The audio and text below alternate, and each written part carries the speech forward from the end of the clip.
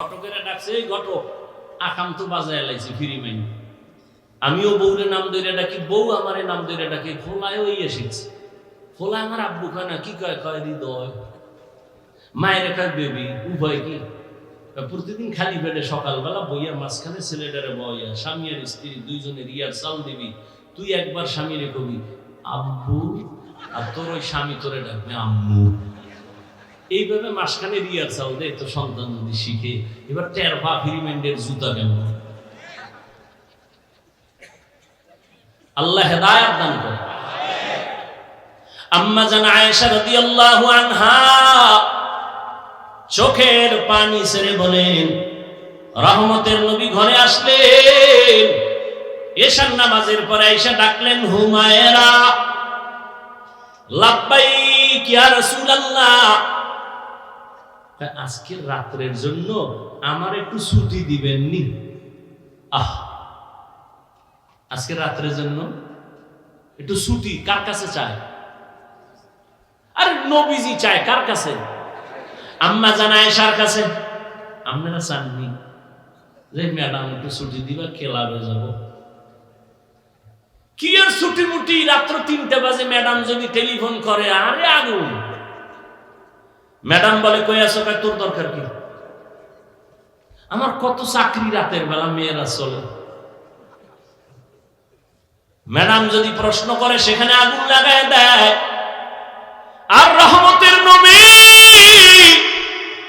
আম্মা জানকে বলে, নবী আজ রাতের জন্য একটু ছুটি দিবেননি? আম্মা জান আয়েশা চিন্তা করলেন, নবীজি হয়তো অন্য কোন বিবির ঘরে যাবেন। আম্মা জান আয়েশা হাস দিয়ে বলেন, ইয়া রাসূলুল্লাহ, আপনি আমার কাছে ছুটি চাইবেন আর না বলবো, এটা কেমনে বুঝলেন? ও রহমতের নবী, আমি ধন্য, আপনার ঘরে এসে আমি ধন্য। আম্মা জান বলেন, আমি ভাবলাম নবী এবার বের হইয়া ভিন্ন কোন বিবির ঘরে যাবেন। আমি এবার, নবী আসছে রুমে, বাতিবুতি নাই, নবীর চেহারার আলোতেই পুরো ঘর আলোকিত হয়ে আছে।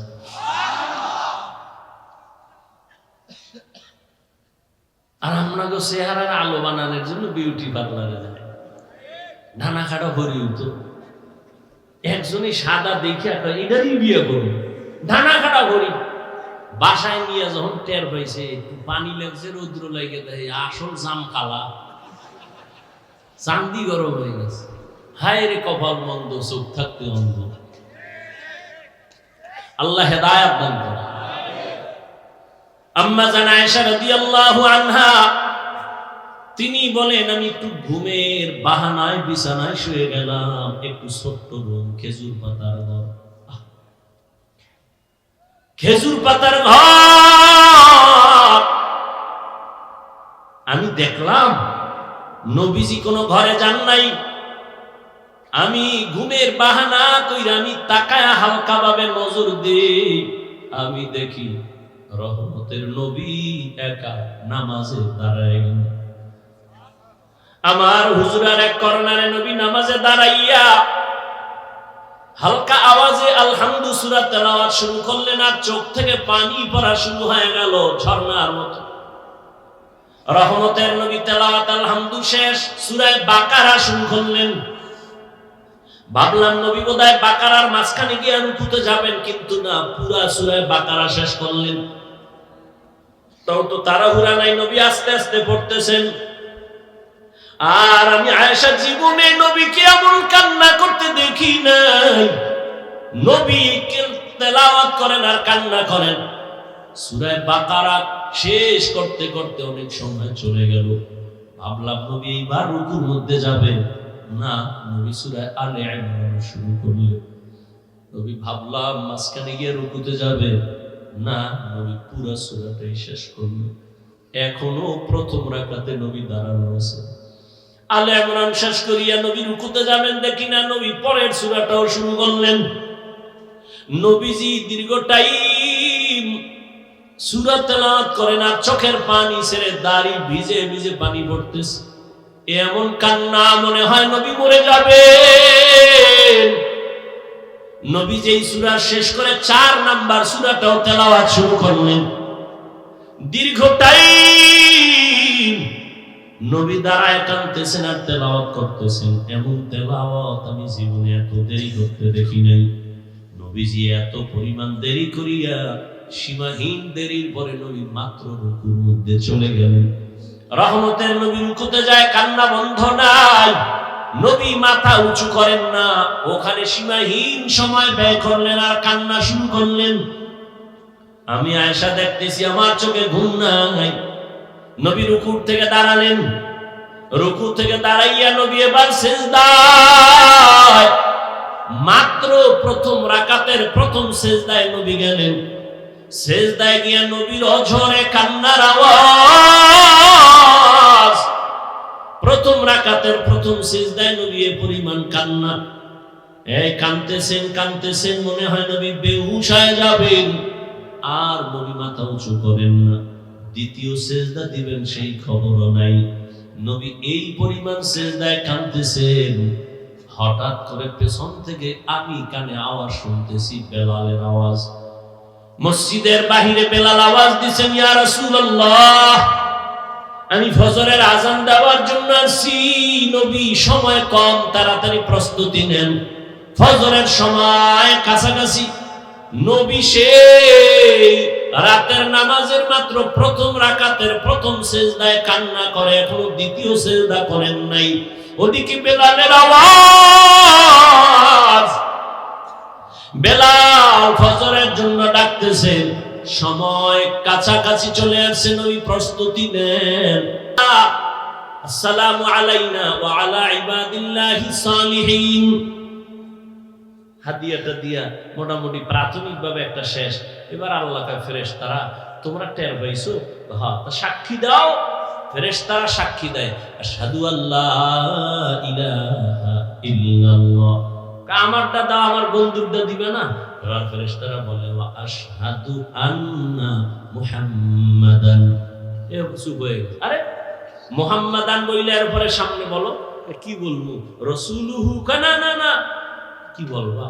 আমার বন্ধু যেটা দিছে এটার আগে আনো। আমার বন্ধু নিজেরে দিছে বান্দা, আর আমি নবীরে দিছি রাসূল। আমার বন্ধুটা আগে নিয়ে আসো। আগে বলো আব্দুহু, এরপরে আমারটা লাগাও রাসূলুহু। আমার বন্ধুটা আগে লাগাও আব্দুহু, এরপরে পরে আমারটা লাগাও রাসূলুহু। আব্দুহু দাও আমার বন্ধুটা আগে নিয়ে আসো। আমার বন্ধুরে খুশি করা আমার মাকসাদ। এই জন্যই তো আব্দুহু আগে নিয়ে আসেন। বান্দা বড় দামি, আর বান্দার সাথে আল্লাহর সাথে একটা গভীর সম্পর্ক। ওই গভীর সম্পর্কের নাম ইবাদত। আর ইবাদত যারা করে তারা বান্দা, যার ইবাদত করে তিনি মাবুদ। আর ইবাদত করার মধ্যে আমার নবী শ্রেষ্ঠ। আমার নবীর মতো ইবাদত করেনওয়ালা কিয়ামত পর্যন্ত আর একজন আসে না, আসবেও না। বান্দার দাম আছে না নাই? এখন একদল চোরারা কয়, তো ঠিক আছে, নবীরে আল্লাহ বান্দা বলছে। বান্দা বলার 4 কারণ। কয় কারণ? আমি মাত্র 2টা বলছি। ওরা কি কয়? ঠিক আছে, নবী বান্দা মেনে নিলাম। যারা নবীরে নিয়ে কিসের তৈরি করে পেছ লাগে, নবী যে বান্দা, এটা তো দুনিয়ার ক্ষেত্রে বুঝলাম বান্দা, সেখানে তো বান্দা না। আল্লাহ খাপ সাবধান। আমি ওখানে নিয়েও কি বলছি জানো? ফাআওহা ইলা আবদিহি মা আওহা। আসেনি বান্দা? কথা বলেন না কেন? কি বুঝেন আল্লাহই জানেন। কিয়ামতের দিনও বান্দার দাম। আল্লাহ জান্নাতীরে ডাকবে, এই জান্নাতীরা কই যাও? জান্নাতের দরজায় তালা লাগানো, চাবি মুহাম্মদের কাছে, ওদিকে যাইস না। কই যাবি? ইয়া আইয়াতুহান নাফসুল মুতমাইন্নাহ ইরজিই ইলা রাব্বিকি রাদিয়াতাম মারদিয়াহ ফাদখুলি ফি ইবাদি ওয়াদখুলি জান্নাতি। আগে জান্নাত নাগে বান্দা? হ্যাঁ, আগে আমার বান্দা মহব্বতের এদের কাতারে গিয়া মজলিসে গিয়া বসো। আমার প্রিয় বান্দা যারা নফসে মুতমাইন্না ওয়ালা, আমার প্রিয় বান্দা, এদের কাফেলায় গিয়া বসো, এরপরে তোমার জান্নাত। আগে বান্দার কাফেলায় যাও, এরপরে জান্নাতে যাও। এই জন্য আল্লাহ কয়, আমার বন্ধুদের বন্ধু বানায় চলো, এরপরে তুমি আমার মোলাকাতের অপেক্ষায় তুমি সামনে আগাও। এই জন্য আমার নবী বান্দা, নিজেরও বান্দা বললে অনেক খুশি হয়, কারণ আমার নবী আল্লাহর বান্দা হইয়া এত পরিমাণে ইবাদত করেছেন। আম্মা জান আয়েশা রাদিয়াল্লাহু আনহাকে সাহাবায়ে কেরাম জিজ্ঞেস করলেন, ও আম্মা জান, নবীজির আশ্চর্য দুই একটা কথা আমাকে শুনান তো। শেষের দিকে চলে আসছি, আম্মা জানকে জিজ্ঞেস করলেন, নবীর দুই একটা আশ্চর্য কথা শুনান তো। আম্মা জান আয়েশা জিজ্ঞেস, আরে নবীজির আশ্চর্য না এমন কি আছে? নবীর জীবনে আশ্চর্য না এমন কি আছে? সবই তো আশ্চর্য, তবে একটা শুনো। এর পর্দার আড়ালের আম্মা জান আয়েশা রাদিয়াল্লাহু আনহা 6 বছর বয়সে নবীজির সাথে বিবাহ হয়ে গেল। 9 বছর বয়সে আম্মা জান নবীজির ঘরে চলে গেলেন। আম্মা জানের 18 বছর বয়স, ওই সময় নবী দুনিয়া থেকে চলে গেলেন। হিসাবটা বুঝে থাকলে বলে, আম্মা জান আয়েশা নবীর ঘর করলেন কয়দিন? কথা বলেন না, ঘুমাইতেছেন। কয় বছর ঘর করলেন? মাত্র 9 বছর। আমগো দেশে তো বোনদের 18তে বিয়েই হয় না। এর মধ্যে আর এক দলে আবার আগুন লাগাই দিছে, বাল্য বন্ধ করো, বাল্য বিবাহ চলবে না। আকাম চলবে, বিবাহ চলবে না। করো, আকাম করো। সারা রাত দরজা জানালা আটকাইয়া মোবাইলে আকাম চালাও। চোখের জিনা, কানের জিনা, অন্তরের জিনা, জবানের জিনা চালাও। ঘরে ঘরে মোবাইলে গুনাহ চলে, সারা রাত গুনাহ দেখে। গুনাহ উচিত ছিল ঘুমের মধ্যে ঠাডা ভরা, ঘুম থেকে উঠে দেখা দরকার ছিল, চেহারাটা শুকার হয়ে গেছে। শুধু মুহাম্মদের উম্মত হওয়ার কারণে আল্লাহ গজব দেন নাই। না হয় ঘরের মধ্যে যেই জিনা চলে সারা রাত মোবাইলে, আল্লাহ বাঁচায় রাখছে, এটা তো মুহাম্মদের উম্মত হওয়ার বরকত। আম্মা জান আয়েশা রাদিয়াল্লাহু আনহা বলেন, মাত্র নবীর ঘর করছি 9 বছর। 18 বছরের আমি একটা মেয়ে, রহমতের নবীর 9 বছর সোহবত পাইয়া কি পাইছি জানো? 2000-এর উপরে হাদিসের হাফেজা হয়ে গেছি। আমগো আম্মা জানরা কয়টা হাদিস জানে? আপনারা জানেন না? শুধু সাফার জোরে আহলে হাদিস। হ্যাঁ, আম্মা জান আয়েশা রাদিয়াল্লাহু আনহা বলেন, আমি নবীর ঘর করছি 18 বছর বয়স পর্যন্ত। 9 বছরে আমি 2000-এর উপরে হাদিসের হাফেজা হয়ে গেছি। আল্লাহ হেদায়েত দান করেন। এবার আম্মা জান বলেন, বলবো ঘটনাটা? এই শেষের দিকে খেয়াল করি। আম্মা জান আয়েশা চোখের পানি ছেড়ে বলেন, সাহাবা, একদিনের ঘটনা, রহমতের নবী একদিন এশার নামাজ পড়ে আমার ঘরে আসলেন। কি পিছনে সমস্যা? শেষ করব না? আম্মা জান আয়েশা রাদিয়াল্লাহু আনহা বলেন, একদিন নবী এশার নামাজ পড়ে আমার ঘরে আসলেন। আয়েশা, নবী কত দয়ালু, ডাক দিয়ে, এই হুমায়রা। কারে ডাকছে? আয়েশা রাদিয়াল্লাহু আনহাকে মায়া কইরা ডাকতেন হুমায়রা। আর আপনারা কি করে ডাকেন? বেবি। নাম ধরে ডাকে, নাম ধরে। ওদিকে বেবিও স্বামীরে ডাকে হৃদয়, ডাকেনি? সন্তান একটা ওই এটা শিখে বলছে, সন্তানের আব্বু কয় না, আম্মু কয় না, মায়ের কয় বেবি, নাস্তা দে। বাবারে কয় এই হৃদয় টাকা দে। দুইজনে কয় এই সর্বনাশ। এ যদি মাইসি হুনি আইরে জুতার ভিড়ারে, আব্বু কয় না, আম্মু কয় না, উভয় কি? ডোন্ট মাইন্ড আর ফ্রি মাইন্ড। স্ত্রীর স্বামীও নাম ধরে ডাকে, স্বামী স্ত্রীকে নাম ধরে ডাকে। নামগুলো কি সাইজে! একজনের নাম সবুজ আর একজনের নাম গম্বুজ না, সন্তানের নাম তুফান, বৃষ্টি, নদী, সাগর। অথচ রাসূল হাদিসে বলে একটা নামের কারণে আল্লাহর বান্দারা কিয়ামতে জান্নাত পাবে। সেদিন একটার জিজ্ঞেস তোর নাম কি? কয় রুমেল, সুমেল। আমি মাইয়া ফলা হইলে পোলার নাম রাখবি জিমেল, আর একটার নাম রাখবি হিমেল। হ্যাঁ, হায় হা, এখন নাম দুইটা ডাকে ফিরি মাই, কপালে জুতার বাড়ি কি করা যায়? ঘটকেরা ডাকছে, এই ঘটক আকাম তো বাজায় লাইছে ফিরি মাই। আমিও বউরে নাম ধরে ডাকি, বউ আমারে নাম ধরে ডাকি। ফোলায় ওই এসেছে, ফোলা আমার আব্বু কয় না, কি কয়? কয় হৃদয়। মায়ের কয় বেবি। উভয় কি প্রতিদিন খালি পেটে সকালবেলা বইয়া মাঝখানে ছেলেটারে বইয়া, স্বামী আর স্ত্রী দুইজনের ইয়ার চাল দিবি। তুই একবার স্বামীরে কবি আব্বু, আর তোর ওই স্বামী তোরে ডাকবে আম্মু। এইভাবে মাঝখানে রিয়ার চাল দে তো সন্তান যদি শিখে। এবার টের পা ফিরিমেন্টের জুতা কেমন।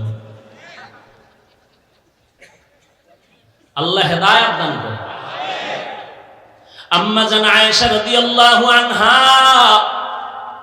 চোখের পানি ছেড়ে বলেন, রহমতের নবী ঘরে আসলেন, এশার নামাজের পরে আয়েশা ডাকলেন, হুমায়রা। লাব্বাইক ইয়া রাসূলুল্লাহ। আজকের রাতের জন্য আমার একটু ছুটি দিবেন নি? আজকে রাত্রের জন্য একটু ছুটি কার কাছে চায়? আরে নবীজি চায় কার কাছে? আম্মা জান আয়েশার কাছে। আপনারা চাননি যে ম্যাডাম একটু ছুটি দিবা, ক্লাবে যাব? কি আর ছুটি মুটি? রাত্র 3টা বাজে ম্যাডাম যদি টেলিফোন করে, আরে আগুন। ম্যাডাম বলে কই আছো? কয় তোর দরকার কি? আমার কত চাকরি রাতের বেলা, মেয়েরা চলে। ম্যাডাম যদি প্রশ্ন করে সেখানে আগুন লাগায় দেয়। আর রহমতের নবী আম্মা জানকে বলে, নবী আজ রাতের জন্য একটু ছুটি দিবেননি? আম্মা জান আয়েশা চিন্তা করলেন নবীজি হয়তো অন্য কোন বিবির ঘরে যাবেন। আম্মা জান আয়েশা হাস দিয়ে বলেন, ইয়া রাসূলুল্লাহ, আপনি আমার কাছে ছুটি চাইবেন আর না বলবো, এটা কেমনে বুঝলেন? ও রহমতের নবী, আমি ধন্য, আপনার ঘরে এসে আমি ধন্য।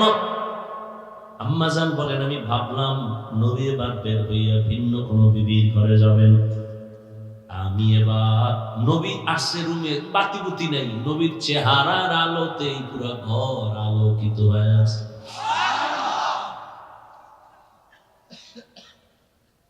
আর আমরা তো চেহারার আলো বানানোর জন্য বিউটি পার্লারে যায়, ঢানা খাটা ভরি হতো। একজনই সাদা দেখে এটারই বিয়ে করবে, ঢানা খাটা ভরি।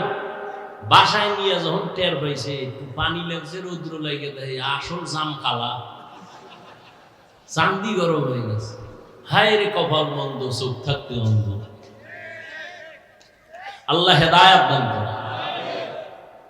আম্মা জান আয়েশা রাদিয়াল্লাহু আনহা তিনি বলেন, আমি একটু ঘুমের বাহানায় বিছানায় শুয়ে গেলাম। একটু ছোট্ট রুম, খেজুর পাতার ঘর, খেজুর পাতার ঘর। আমি দেখলাম নবীজি কোনো ঘরে যান নাই।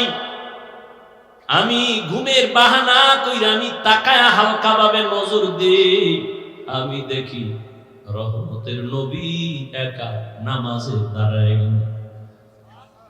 আমার হুজুরার এক কর্নারে নবী নামাজে দাঁড়াইয়া হালকা আওয়াজে আলহামদু সূরা তেলাওয়াত শুরু করলেন, আর চোখ থেকে পানি পড়া শুরু হয়ে গেল ঝর্ণার মতো। রহমতের নবী তেলাওয়াত আলহামদু শেষ, সূরা বাকারা শুরু করলেন। ভাবলাম নবী বোধহয় বাকারার মাঝখানে গিয়ে রুকুতে যাবেন, কিন্তু না, পুরা সূরা বাকারা শেষ করলেন। তাও তো তাড়াহুড়া নাই, নবী আস্তে আস্তে পড়তেছেন। আর আমি আয়েশা জীবনে নবীকে এমন কান্না করতে দেখি নাই। নবী তেলাওয়াত করেন আর কান্না করেন। সূরা বাকারা শেষ করতে করতে অনেক সময় চলে গেল। ভাবলাম নবী এইবার রুকুর মধ্যে যাবে, না, নবী সূরা আলে ইমরান শুরু করলেন। নবী ভাবলাম মাঝখানে গিয়ে রুকুতে যাবে, না, নবী পুরো সূরাটাই শেষ করলেন। এখনো প্রথম রাকাতে নবী দাঁড়ানো আছে। আলে ইমরান শেষ করিয়া নবী রুকুতে যাবেন দেখি না, নবী পরের সূরাটাও শুরু করলেন। নবীজি দীর্ঘ টাইম সূরা তেলাওয়াত করেন আর চোখের পানি ছেড়ে দাড়ি ভিজে ভিজে পানি পড়তেছে। এমন কান্না, মনে হয় নবী মরে যাবে। নবী যেই সূরা শেষ করে 4 নাম্বার সূরাটাও তেলাওয়াত শুরু করলেন। দীর্ঘ টাইম নবী দাঁড়ায় কাঁদতেছেন আর তেলাওয়াত করতেছেন। এমন তেলাওয়াত আমি জীবনে এত দেরি করতে দেখি নাই।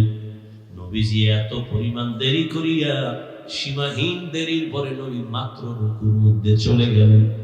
রহমতের নবী রুকুতে যায়, কান্না বন্ধ নাই। নবী মাথা উঁচু করেন না, ওখানে সীমাহীন সময় ব্যয় করলেন আর কান্না শুরু করলেন। আমি আয়েশা দেখতেছি, আমার চোখে ঘুম নাই। নবী রুকুর থেকে দাঁড়ালেন, রুকু থেকে দাঁড়াইয়া নবী এবার সিজদায়, মাত্র প্রথম রাকাতের প্রথম সিজদায় নবী গেলেন। সিজদায় গিয়া নবীর অঝরে কান্নার আওয়াজ। প্রথম রাকাতের প্রথম সিজদায় নবী এ পরিমাণ কান্না, কাঁদতেছেন কাঁদতেছেন, মনে হয় নবী বেহুশ হয়ে যাবেন। আর নবী মাথা উঁচু করেন না। দ্বিতীয় সিজদা দিবেন সেই খবরও নাই। নবী এই পরিমাণ সিজদায় কাঁদতেছেন, হঠাৎ করে পেছন থেকে আমি কানে আওয়াজ শুনতেছি, বেলালের আওয়াজ। মসজিদের বাহিরে বেলাল আওয়াজ দিচ্ছেন, ইয়া রাসূলুল্লাহ, আমি ফজরের আযান দেওয়ার জন্য আসছি। নবী সময় কম, তাড়াতাড়ি প্রস্তুতি নেন। ফজরের সময় কাছাকাছি।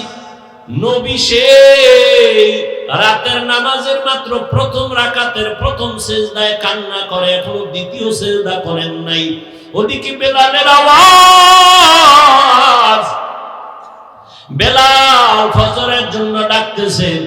সময় কাছাকাছি চলে আসছে, নবী প্রস্তুতি নেন। ও সাহাবায়ে কেরাম, আমার নবীর এইভাবে ইবাদত, এত কান্না, এত কান্না, এত তেলাওয়াত, এত পরিমাণ দেরি করলেন সিজদার ভেতরে, এত পরিমাণ ইবাদত গুজারার জমিনে আর কোনো ব্যক্তি নাই। আল্লাহ পাক আমার নবীকে এই কারণে মুহাব্বতের নজরে বান্দা বলেছেন। এরে আল্লাহর গোলাম যুবক বাবারা, পর্দার আড়ালের মা বোনেরা, দুনিয়ার রং তামাশা তো কম করলা না রে বাবা। কবে তুমি নামাজে দাঁড়াই আমার আল্লাহকে ডাক দিবা? কবে তুমি পর্দার আড়ালে চলে যায় আমার আল্লাহর মুহাব্বতের মালা গলায় পরবা? ও যুবক, রহমতের নবীর মুহাব্বত অন্তরে জমা করে স্কুলে পড়ো, কলেজে পড়ো, চাকরি করো, নামাজ ছাড়িও না। আল্লাহর মুহাব্বতের মেরাজে নামাজ বড় মজার জিনিস। নামাজ পড়ো, জীবনে তো নামাজ কম ছাড়লা না, দাড়ি কম কাটলা না, বেপরদায় কম চললা না। এখনো সময় আছে তওবা করিয়া। তোমার মতো যুবক স্কুল কলেজে জেনারেল লাইনে থাকিয়াও তো নামাজ পড়ে, তুমি কেন পারবা না? নবীর মুহাব্বত অন্তরে নিয়া, মা বাবার দোয়া নিয়া, শিক্ষকের দোয়া নিয়া, ওলামায়ে কেরামের পরামর্শ নিয়া নবীর আদর্শের মালা গলায় লাগায় তওবা করো। আর জীবনে নামাজ ছাড়বা না, দাড়ি কাটবা না, বেপরদায় চলবা না, মা বাবার দোয়া নিয়ে চলবা। ও পর্দার আড়ালের মা বোনেরা, আল্লাহ পাক আপনাদেরকে তো মর্যাদা দান করেছেন। আপনারা নবীদের মায়ের মতো দামি মা, সাহাবায়ে কেরামদের মায়ের মতো দামি মা।